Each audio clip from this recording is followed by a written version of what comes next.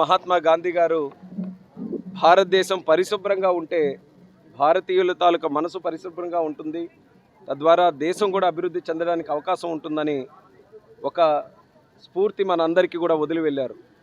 ఆ యొక్క స్ఫూర్తితో గాంధీ గారిని ఆదర్శంగా తీసుకొని మన దేశ ప్రధానమంత్రి నరేంద్ర మోదీ గారు స్వచ్ఛ భారత్ అనే ప్రోగ్రాంని 10 సంవత్సరాల క్రితం మొదలుపెట్టడం జరిగింది. 10 సంవత్సరాల్లో అనేక రంగాల్లో స్వచ్ఛ భారత్ ప్రోగ్రాం కింద దేశంలో చాలా ప్రోగ్రెస్ మనం అందుకున్నాం. ముఖ్యంగా చూసుకుంటే ఓపెన్ డెఫికేషన్ ఫ్రీ. ఒకప్పుడు పరిసరాల్లోనే మలమూత్ర విసర్జన అవన్నీ కూడా చేస్తుంటే మనం 100% టాయిలెట్స్ కూడా మన దేశం మొత్తం మీద కన్స్ట్రక్షన్ చేశాం. అలాగే చెత్త నుంచి సంపద తయారీ కేంద్రాలు, ఇలా వివిధ సెగ్మెంట్స్ తీసుకొని స్వచ్ఛ భారత్ ప్రోగ్రెస్ గత 10 సంవత్సరాలుగా జరుగుతున్న సందర్భంలో ఈరోజు మళ్ళీ దేశ ప్రధానమంత్రి నరేంద్ర మోదీ గారు మరొక పిలుపు భారతీయులందరికీ కూడా ఇచ్చారు. ఇది నిరంతరం కొనసాగే కార్యక్రమం.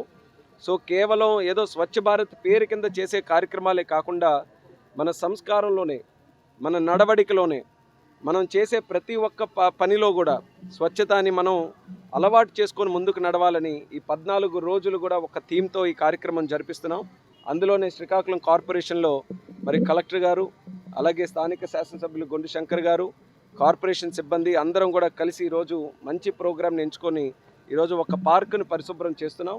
14 రోజులు అక్టోబర్ 2 వరకు కూడా ప్రతిరోజు ఏదో ఒక కార్యక్రమం, ఇలా అంటే ప్రజల్లో ఒక స్ఫూర్తి రావడానికి, ప్రజల తాలూకా ఇన్వాల్వ్మెంట్ స్వచ్ఛ భారత్ ప్రోగ్రాంలో పెంచడానికి, ముఖ్యంగా మన తరమే కాకుండా రాబోతున్న తరం కూడా స్వచ్ఛ భారత్ మీద అవగాహన పెంచుకోవాలనే ఆలోచనతో మంచి ప్రోగ్రామ్స్ ఈరోజు దీని మీద చేయడం జరుగుతుంది. మా తాలూకా టార్గెట్ ఒక్కటే, రాష్ట్రంలో కానీ దేశంలో కానీ టాప్ 10లో శ్రీకాకుళం ఈ యొక్క పట్టణాన్ని మనం నిలబెట్టాలనే ఆలోచనతో కార్యక్రమాలు చేస్తున్నాం.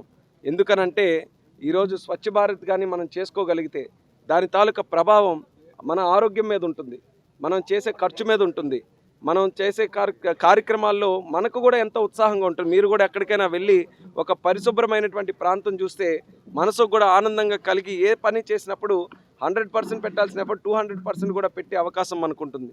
సో ఆ రకంగా మన తాలూకా ప్రొడక్టివిటీ పెంచుకోవాలన్నా, మన ఆనందాన్ని, మన మానసిక శక్తిని, అలాగే ఆరోగ్యాన్ని, వీటన్నిటిని కూడా పెంచాలనంటే దానికి పరిశుభ్రతతో లింక్ ఉంది. కాబట్టి దాని మీద పెద్ద ఎత్తున దృష్టి పెట్టాలి. అందరూ కూడా దీని మీద అవగాహన పెంచుకోవాలి. ఈ 14 రోజులు చేసే కార్యక్రమాల్లో ప్రతి ఒక్కరూ కూడా చాలా నిబద్ధతతో, సామాన్యులు కూడా దీంట్లో పార్టిసిపేట్ చేసి అందరూ కూడా కలిసికట్టుగా చేయాలి.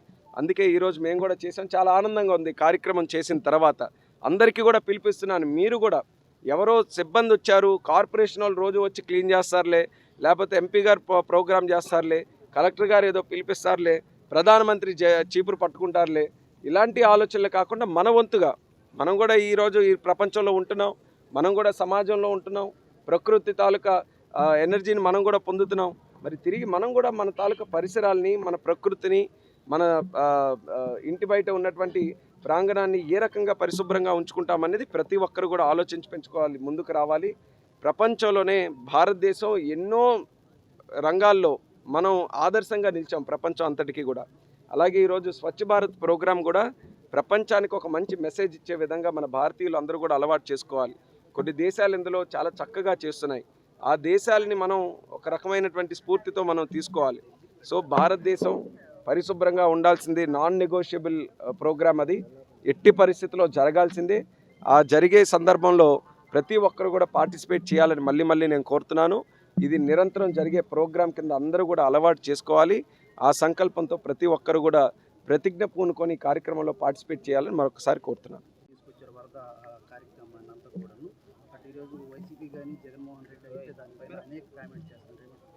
10 రోజుల్లో అంత పెద్ద వరద వచ్చిన